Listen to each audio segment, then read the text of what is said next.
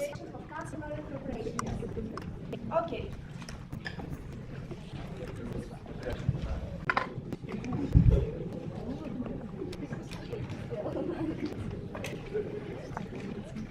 Yes. Good morning to everyone, and maybe a little bit too loud. It's okay. Yes, it's a pleasure and an honor to be the first of a speaker in such an interesting university, to give you some ideas of learning some other points that they are maybe not to be so important for the exam, but maybe more useful before the life when you're going into your jobs, and they will be helpful for your daily work when you get a new position in a company. I want to talk to you today about contracts and how to make good contracts. What are the circumstances to make good deals? And I start with an overview about why we need contracts. Why do we need to be really contracts? Because people meet, talk to each other, agree about some things, and what is the idea of a contract? Then, what are some different points you can negotiate with other people to try to find a good solution for a contract? And I want to present you one special method that can be balanced with some special interests. So let's start with the question, why do we make contracts? First of all, a contract is very easy. If you go to the cafeteria, you say, I want to have a coffee, you pay for it. It's a contract. In Germany, we will say there are 3 contracts.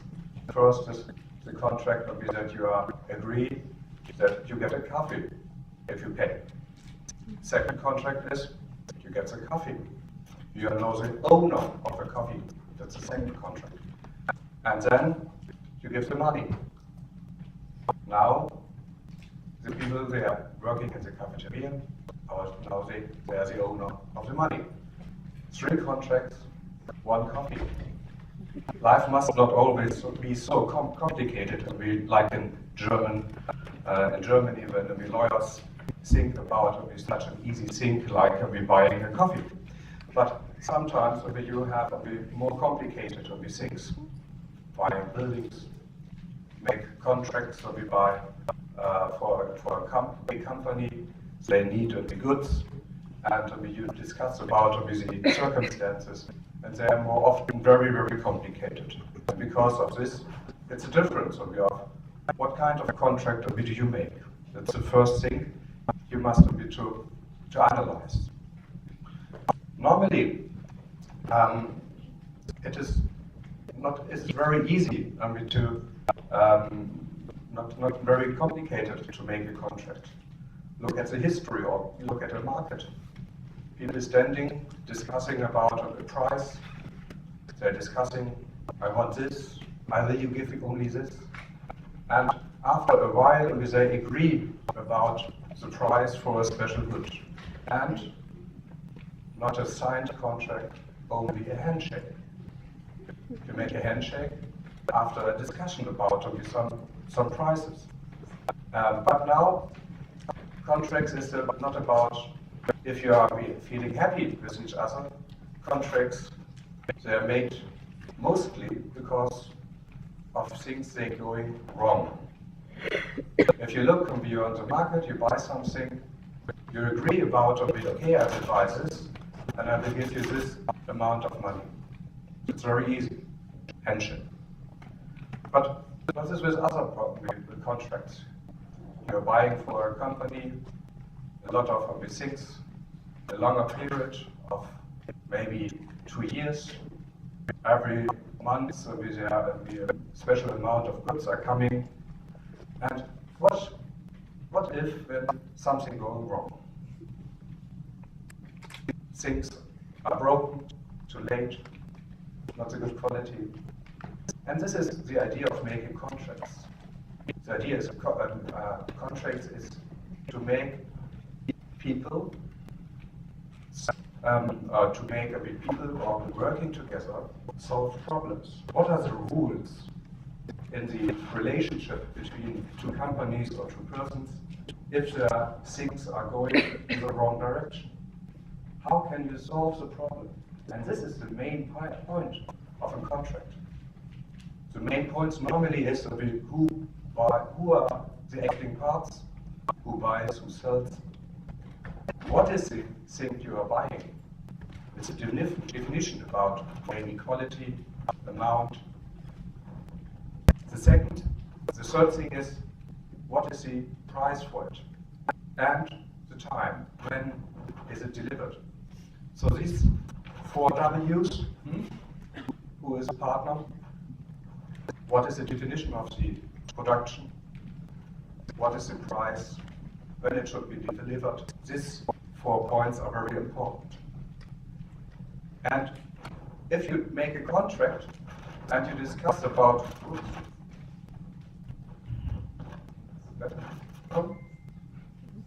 okay, better. If you make a contract or you sign a contract, it's normally a good situation because someone who wants to sell goods, someone who wants to buy goods, they are happy that they make a contract. And then look at the main purpose of a contract. To find solutions for the moment you're not agreeing, or there are problems. You are signing in a situation, you feel happy because there's a successful signing. But you have to discuss not good things, lucky things, you have to discuss the worst things. What happened if?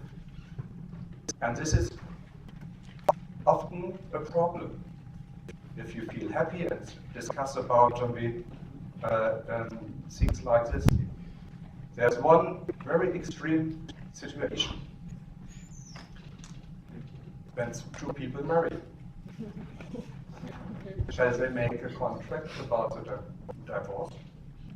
Sure. Normally, it is the happiest day of mostly 2 people. And shall they make a contract about, okay, when we get problem and we make a divorce, shall we discuss this point?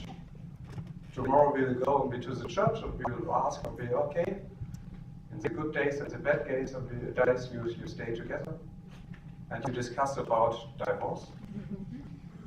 That's not a good atmosphere to discuss about problems. It's more an atmosphere to be happy together. And this is a point you have to analyze about the atmosphere in the circumstances that you make a contract. And solving this problem, I'm a lawyer, I'm married, my wife is a lawyer too. She's an expert in divorce things.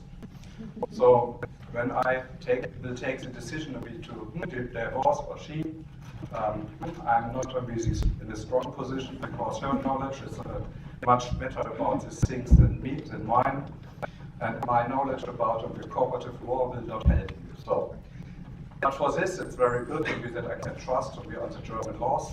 They will help me, and this is one lesson you have to see. Sometimes you don't have not to discuss all the problems that can happen when you make a contract, because there are solutions given by law that help you to solve problems if something goes wrong.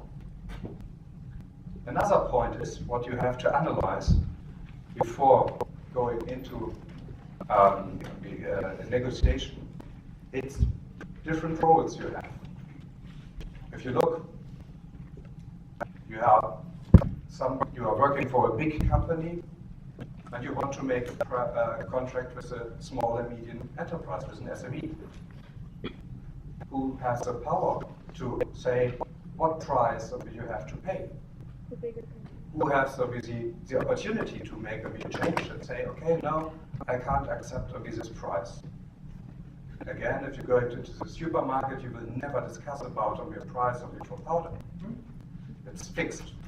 But in other circumstances, it's a long discussion about price system. So if there is an SME and a big company, normally the power is on the side of a big company. But if you see, maybe in the car industry, they have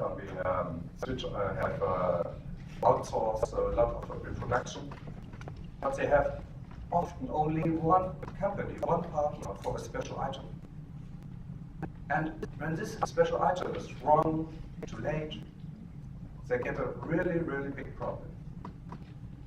And if you understand this, suddenly the role is on the same eye level.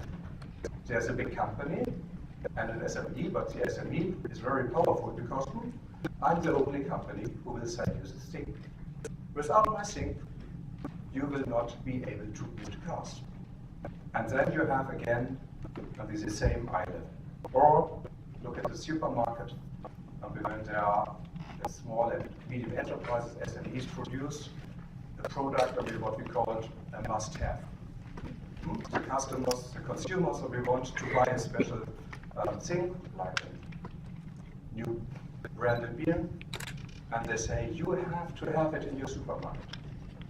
And then there's an SME, but the retailer wants to have it. So it's very interesting to analyze the situation before you're going into a discussion about a contract. Who is acting?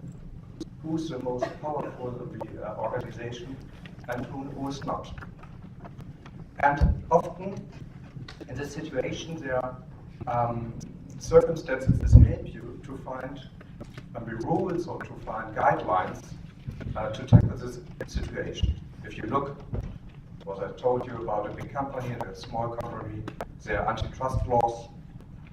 Maybe there are internal rules in a big company in the matter like corporate social responsibility, CSR. They say in which way you can do deals, in which way not. If you look to save the environmental of the things, what are the rules to buy goods, and what is the internal law of a company to help people to make contracts. And in the moment we have a new development in the European Union. There's a discussion about unfair trading practices. It was like the farmers were not happy about their contracts with the supermarkets, because of the supermarkets they have an interest to sell the goods in a very cheap way. And that means that the supermarkets have a lot of pressure to reduce prices. And if they want to reduce price, there's mostly only one way: to reduce the costs before the products. And that mainly makes problems before the people who produce the products, like the farmers. And the farmers often have no opportunity to sell the goods they produce to another company than to a big supermarket. And there have been a lot of not problems. This is if you stand on the side of the retailers, you will not say it's a problem. If you be on the side of the farmers, yes, there are problems. The farmers say we can't survive with this amount of money you will give us. It's not enough. And you are the bad guys because of you say to us, we don't buy your milk if you don't accept this money. And the farmers made a good lobby work. They go to the European Union and said, the bad guys, the retailers, have the power to make it's not a discussion about finding the right price.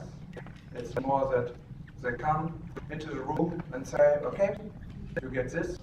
If you don't accept this, you will not have a contract. And okay, you have to pay this if you want to have that we present your goods in our supermarkets. So the industry pays money that in the supermarkets the products are on the shelves.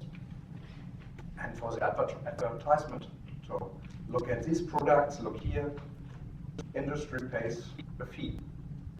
And this is the second point. There have to be the people or the farmers and the food industry we don't like, and they say the retailers are too powerful. And now we have a discussion about a regulation. That means that the European legislation make a definition. First of all, what is an unfair trading practice? What is forbidden? What is strictly forbidden? And what is allowed if you have a real contract and not a contract like take this or take it not. And now in the moment we have, I think this next month, there will be a discussion about this point in the European Parliament. And this shows that is often not only a point between two partners, it's often something with politics that decides how we do make contracts and how, in which way we are allowed to do contracts.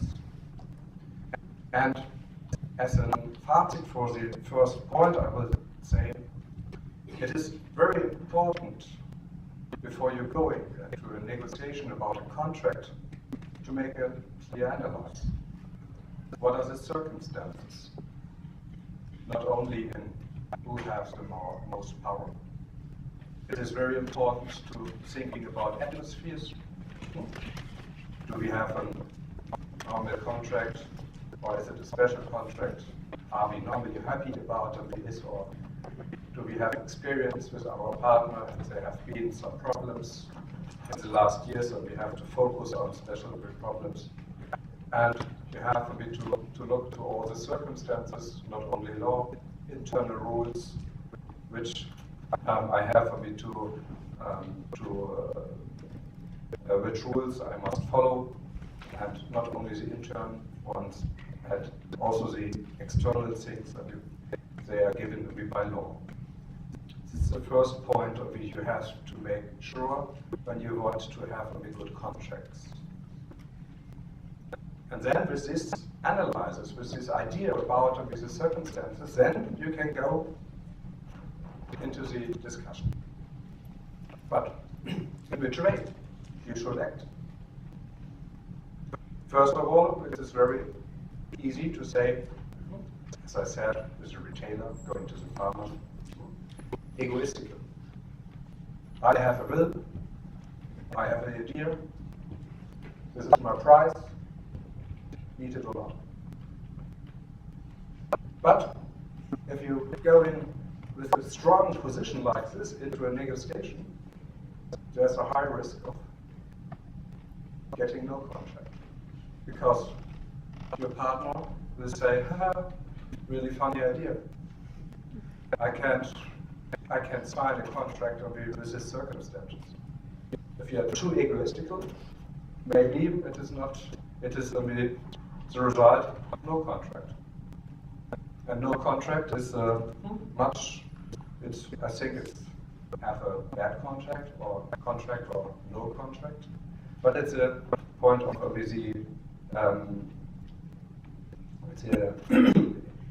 sometimes it's better to have no contract than a bad contract. But if you want to sell your goods or want to buy goods because you are a retailer, you must have products in your supermarkets, then it is necessary to make a contract. And that's the message is you must be able to make compromises. This is very important because without compromises, normally you can't really make contracts. The first thing is there has to be something like a golden rule. That means things you not want to people treat you. You must not treat people in this behavior, this matter too. Because if you have a bad behavior in negotiations or in the rules or circumstances of you sign into the contracts, it is something like a bad image. If you make a contract with high pressure to a partner, like a farmer, someday he will meet other farmers and tell about oh, these ugly guys, you can't make good contracts with them, they only want to have their own will and no discussion. It's not good, it's not a good image. And there's a second point. Most time in your life you will meet people twice. And the second time maybe the role changed. And now you are the small one and the people on the other side of the table will say, oh, I remember you. You treated me in this way. And now you get the prize for it. So this is very important to have a fair negotiation with your partners, because if you don't do, there will be someday when you get the results. So, to have a strong position, a strong will in the negotiation, will make, maybe if you have a weak partner, a very successful thing. Another idea is to be useful for all, for your partner, for you. Now there's a word, it's not good for my German tongue, I try to pronounce it. Utilitarianism, to be useful for all partners. But often this is not very easy to fulfill. You can't save the whole world by signing a contract. Look at if you're buying goods in India, you need goods from India, but you have your rules of corporate social responsibility, your internal rules. And then you have to look, okay, what are the working conditions? What is the environmental situation? Think about the transport. Maybe you have a good contract for your partner. You have a good contract for your company, but it has an impact on other sides. You can't make contracts in a way that everybody is happy with it. And this means that you have to balance it, to find a balance between different strategies when you're going into negotiations.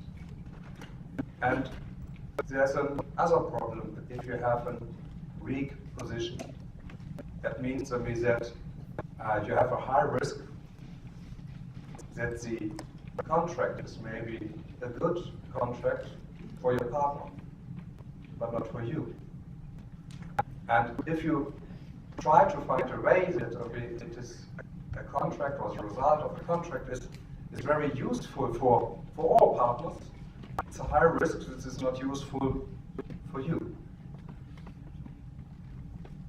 So, strong position, a high risk to fail, to have a weak position and in your negotiation, it's a high risk that the partner will win and not you, and that you make a bad contract for you or for your company. And it's not easy to find a balance between all this position, because at the table there are mostly at minimum 2 partners.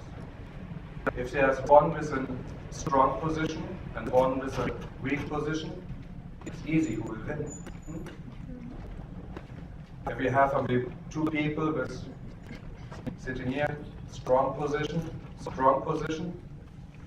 and they don't have the same position, that means no contract, because with 2 strong positions on the sides of the table, that means when both want to win, without an opportunity for a compromise, both will lose. And if you have on both sides weak positions, maybe it is the best way to have a good compromise and to find a solution what is useful for both partners. And this is a thing you can plan normally. Because if you're going into a negotiation, you will never know what is your partner will be doing. Is he strong or weak? Maybe you have an idea because of you have to analyze the situation, the circumstances, who has power, who has no power. That gives you an idea about how he will act, but only an idea. And to be prepared for something like this, there's a special idea I want to tell you about. It is the negotiation with the Harvard concept. It was established in 1982 at the Harvard University from Roger Fisher and William Bowie. And their idea is to establish a guideline to make a negotiation based on intelligent negotiation. And these guidelines shall help to find a good solution for both partners, not only for one. But what's the idea behind this method? It follows 4 principles. And the first idea is to treat people and problems separately. It's often not easy, because we are all humans. We have relations with two people. We have ideas about the people that they are sitting at the same table with us. And it is often not easy to don't think about emotions, but thinking about facts. Why is it important? If you want to make a contract with a person you like, it seems to be very easy. It seems to be very easy. If you look and you like someone and you don't want to treat him and to cheat him, betray him, and make a bad proposal, that means that you are automatic. You are not in a strong position. You're in a weak position because you want to not treat the person you like in a bad way and say, hey, you have to accept these rules. Think about what I told you about the contract of divorce. If you want me to talk about this contract, this is a person you not only like, you're in love with this, and this is not an easy circumstances for me to discuss about, okay, who gets the car, who gets the house, and so on. And the risk of making a negotiation with a person you like is that you get a bad result for yourselves, because you don't want to be a strong partner in this discussion. So it's very important in such negotiations to try to focus on the problems and not on the person. That means take all the emotions away, and that means if there's a strong partner who wants to be very aggressive in the negotiation, try every time, okay, yes, I have heard this, but the problem we are discussing is this. Try to focus again and again on the problems, not on the emotion. This is the first principle of this Harvard concept. Not easy, but it's something you can train, and you have to understand, and it has a good impact. The second thing, it means that you have to focus on interests, not on position. And this is very important too. And there's a point on this part of a lot of people we say make a critic of this point, but it is very important for you. Look behind the interest of your partner. Look again back a bit to what I told you about the situation of farmers when they're going to make contracts with supermarkets or with big retailers. What are the interests of farmers? Okay, they have to buy things before the cows. If they don't, they will survive.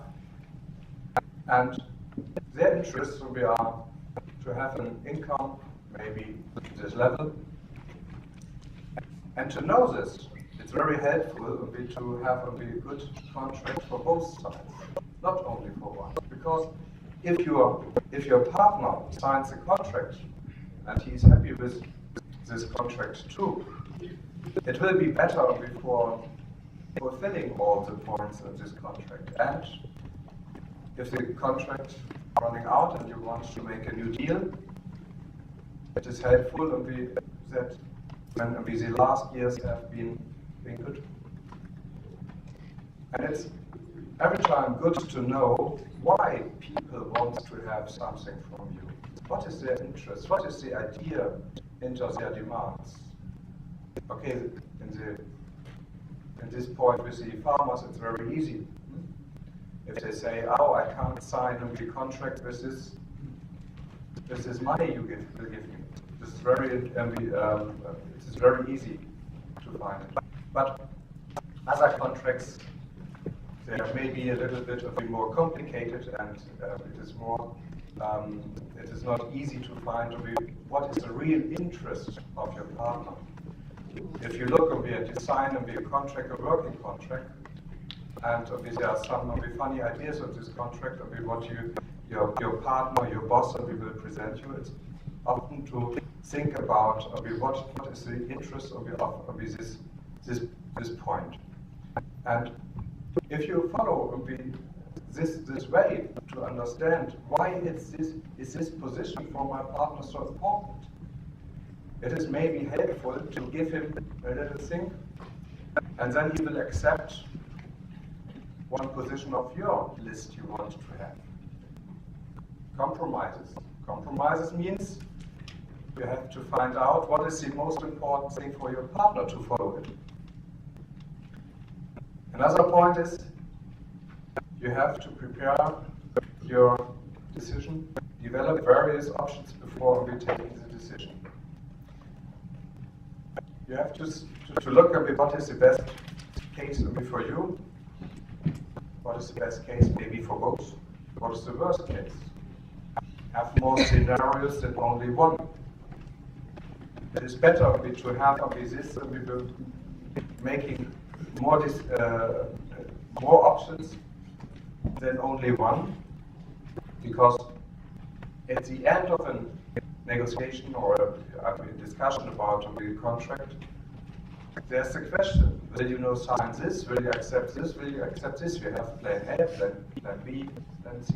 What shall we take? And finally, it is very important to build the result based on objective decisions criteria. Means, again, try not to focus on emotion, try to focus on the facts. And based on the facts, take a decision. And this is the most important thing to find a way to balance different ways for the negotiation. And this is only a method, what is a proposal to do. It is maybe not for every negotiation will be the best way. When I told you that you are acting for a big company, maybe it's better for your company and for you to be the strong partner. and in this point, but you have a risk. So if you step behind and say, okay, let's talk about interest, it may help you even if you are acting for a big company. And the most point they are criticizing with these methods are that this concept, the Harvard concept, tends to be a too weak strategy for negotiations. That means that there's a high risk that if you have a strong position with you at the table, that you will lose because you are focused on interests and these things, and he's focused on his idea, his will, and maybe there's a risk that if you follow only the interests of it, that he will win. But I believe that it's a good idea to study or to read to these guidelines of Harvard concept, to understand which ways you can make good results. Because even if you don't follow these ideas, it gives you an idea about what different styles are there during discussions about contracts. And I would say that it is, as a conclusion, you can make successful contracts when you're following some main points. First of all, you must make a good analysis of the circumstances, about all the conditions around the contracts. Not only what do you want, what is the aim, what is the point you will win, or what you want to buy. It is about a bit more. Which price are we able to pay? Which quality we want to have at minimum? All these things are very important, but all the other things around with this negotiation and with this contract are also very important. And you have to be sure about your own goals. What do you think is a good contract? What is a good result? What would you make as a definition of the list? What are your must-haves? You have to understand what must be my good result. The third thing, in my opinion, is you have to understand the position of your partner. Without an understanding of the interests of your partner, it is not easy to understand why he's so hard in this one position. If you don't understand it, there is no way to find a compromise. The compromise is only then possible when two partners can move. And when during a negotiation with somebody says no, not lower price, then you have found a point.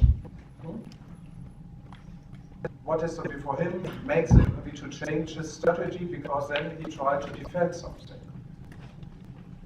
And to understand why he acts in this position it is important to understand what are the interests of your partner. And finally, it is the point that you should be focused not on emotions, focus on facts. And even if there's one person who is very aggressive in negotiations, it is better to try to bring all the discussion back on facts and ignore all the things around. Not easy, I know, but it's very important, and we're not a bit to be aggressive too. Let him talk, but we will focus again, okay, first is, but what is the rate, the effect? Let us talk about the effects. And I believe, and we said, the Harvard concept is a good idea to understand the way how you can act in such a situation, to find a good solution, and not only for you, but also for your partner. And when at the end, the two sides are very happy of signing a contract, it's often better than you have only one side is very happy. And after some years, you will see that it was not a good contract for your partner, and you get bad results, problems with quality, or you will not have next contract. This is the idea I wanted to share with you about in which way you can make a good contract, and it's more about having an idea about separate emotions from facts and follow a special guideline. And this is what I wanted to show you. I want to thank you now for the attention, and if you have now some questions, please feel free to have some questions. May? Yes.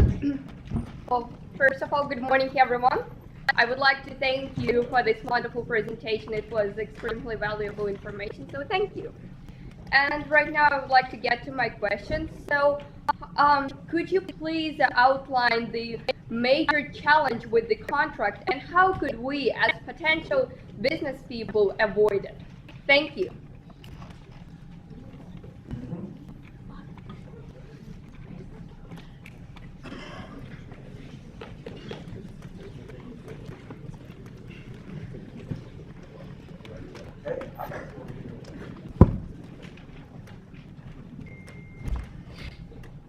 Okay, that's not an easy question. It's a good question. There's not an easy answer about what are the main problems and how to avoid it. First of all, it is point of practicing. Learning means in this way learning by doing. That means that we must have the opportunity to take part at negotiations, like watching it. First times maybe not being the active part, so only to be a visitor and look how people react. Maybe it is an idea to train it with your colleagues to make some like a game, we will try to have one strong position, one weak position, and show what are the results. We have a strategy and analyze the situation afterwards and say, okay, what was the idea behind? We tried. Each partner tried to have what's the idea of your success, and what was your strategy, and to train different ways so we of be active in such a situation. That might be helpful. But there is no thing you can, it's not better way to learn it or to practice it. Thank you.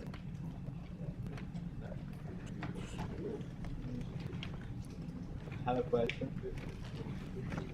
Thank you for your presentation, and I want to ask how can we go to an international level from Ukraine, like international business? What? Question again, please. Okay. How can we go to an international level, like business? how you can go to an international level of business. Okay, my profession is that I'm a lawyer. I can tell you about some ideas about law, and the law. The problem is that the international point of my point is you have to we have a European law. So international business. How can you go to another level? As a lawyer, I can tell you, have no idea about how you can do this. I am only saying, from my experience, this again, you have to visit the different countries, maybe different companies in different countries, to look at how people are doing things. This is maybe the purpose. I'm a board member of the European Association. This is a lobbying organization for all consumer cooperatives in Europe. And we have several meetings with our partner organization in several countries. Yesterday I've been in Kherson, and we took part as a seminar in our Ukrainian cooperative movement. And I had speeches on the cooperative movement in other countries too, and I came in contact with them and to learn how they do their business. And sometimes it's a little bit, depends on the culture. If you look if you go to Italy, if you go to Scandinavian countries, it's a completely different behavior. And doing contracts, we have contacts. So to find a way how you go have better results on the economic and business on your business side is to learn and to understand how other people act and why. It's sometimes a question of culture.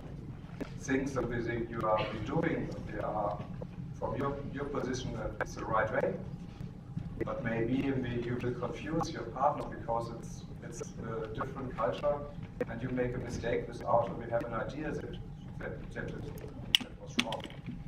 And because of this, I believe that the exchange between to visit different countries, to learn, to understand how the people are living there, and what is their culture is very important to have this international context. Maybe this helps you as an answer. Okay, thank you.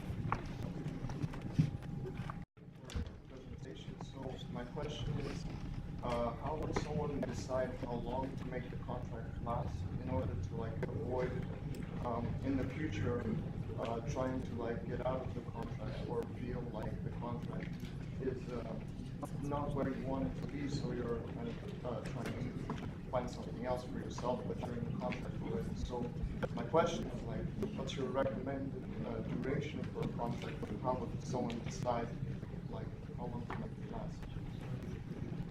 Yes, this is a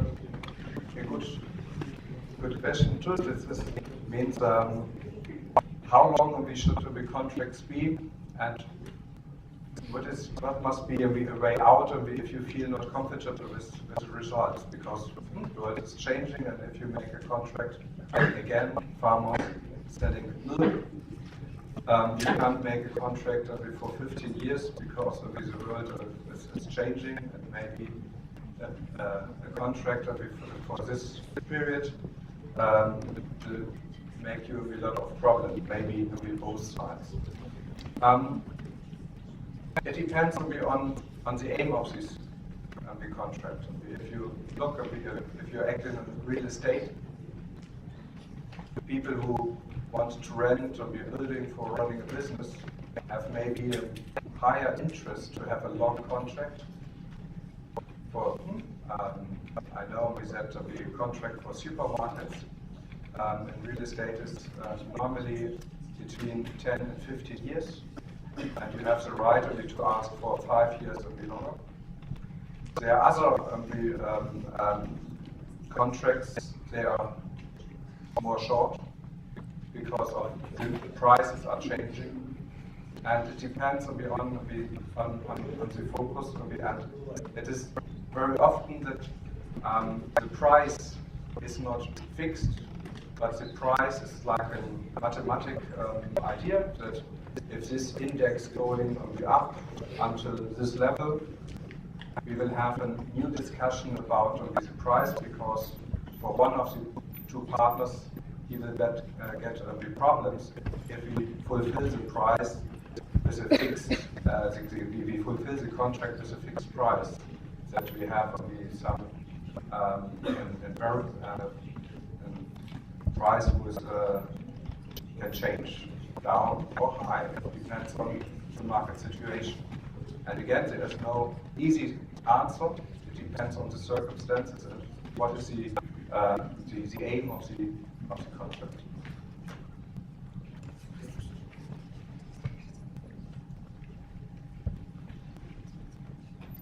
Yes, again. Since nobody's asking the questions, I guess I'll take the floor.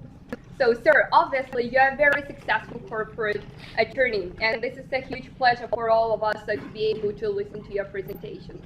But as you have explained before, that practice is almost the key to and the answer to so many questions, right? But let's assume that we enter the business world and we want to make a progress and we want to make contracts and deals, successful deals, right?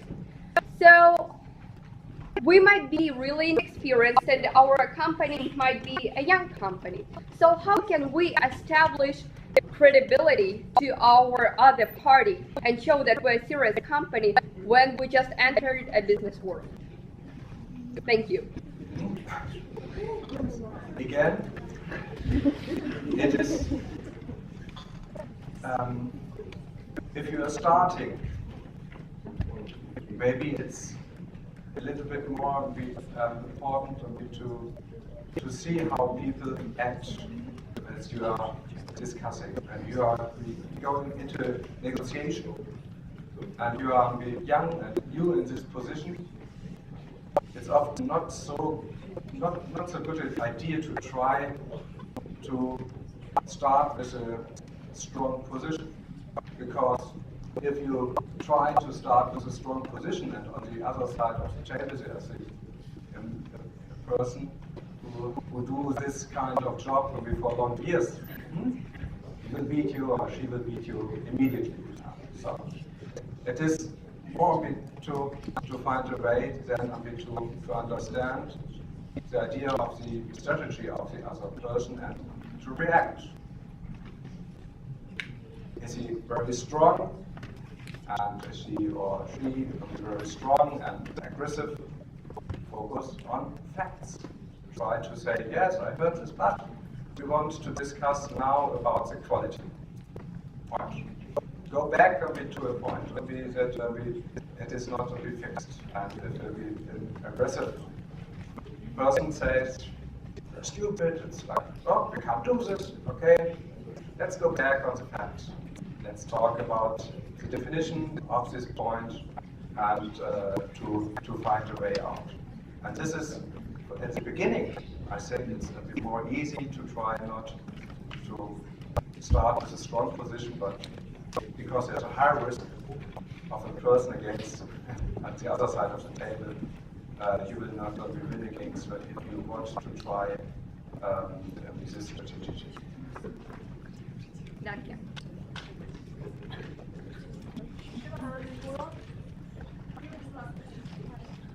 Well, know that signing the contract is really big risk, and I wanted to know from your personal experience, have you seen any companies who suffered from some risk? What do you think were their problems? From your personal experience, what do you think was the problem for the company who suffered from some risk signing the contract? It depends on. If I talk to you about the car industry. If you have in Germany Volkswagen, they have a partner organization. They deliver goods for the brakes. And if they want to try to reduce the price in a very aggressive way, their partner organization will get bankrupt. And then, no brakes. Cars without brakes, not a good idea. It means the production stop. Because in the car industry, it's in the moment it's like just-in-time production. You get new brakes for new cars in the morning, and you use the brakes during the day. And when the company who deliver you brakes disappears, you have a huge problem. And this is why it is most important not to destroy your partner with an uncomfortable contract.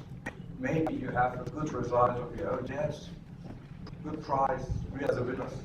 But in the long run, when your partner can't survive, and it's the only one, you get a huge problem. And this is when the companies, big companies, get a problem when they make no good contract.